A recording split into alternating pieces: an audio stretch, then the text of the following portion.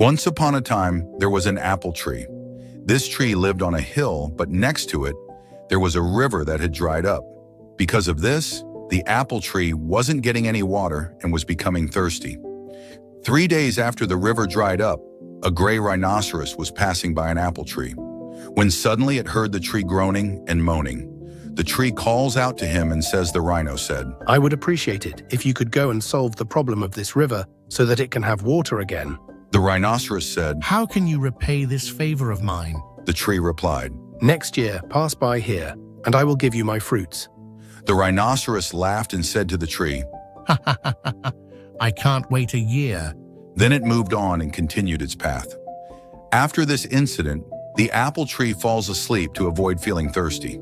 A day passes, the tree wakes up to the sound of soft rustling and looks around. It sees a brown horse pulling its hooves on the ground, seemingly searching for something. The tree calls out to the horse. "Hey, brown horse, come here. Are you looking for something?" The horse approaches the tree. I'm thirsty and looking for water. The tree asks the horse, "Me and you have the same problem.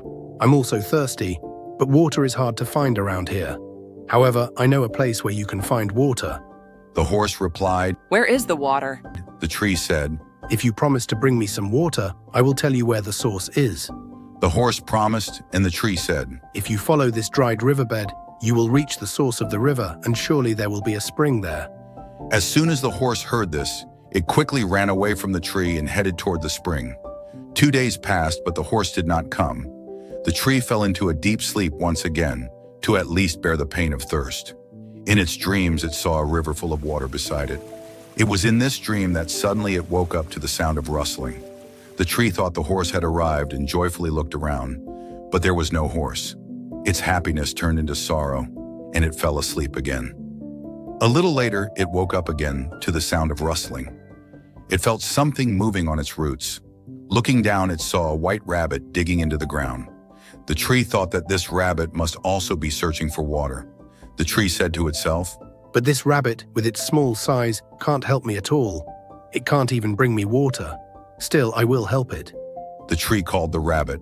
"Are you looking for something?"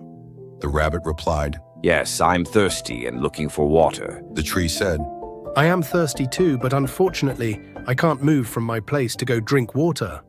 The rabbit asked, Where do you expect to find water? There's no water here. The tree said to the rabbit, "If you follow this dry river, you will reach a spring where you can go and drink water." The rabbit was happy and thanked the tree. The rabbit said to the tree, I will repay your kindness. The rabbit dashed toward the spring. The tree, now alone, closed its eyes again and went back to sleep. 1 day passed. While the tree was still asleep, it suddenly felt water flowing in its roots. It thought it was dreaming, but the taste of the water was real. It opened its eyes and saw that the river next to it was flowing with water again. At first it was surprised and thought for a moment, saying to itself, "Maybe that kind rhinoceros has returned this water to the river." Looking around, it didn't see the rhinoceros. A rustling sound came from below. When it looked down, it saw that white rabbit. Upon seeing the tree, the white rabbit said, Thank you for guiding me and telling me the way to the spring.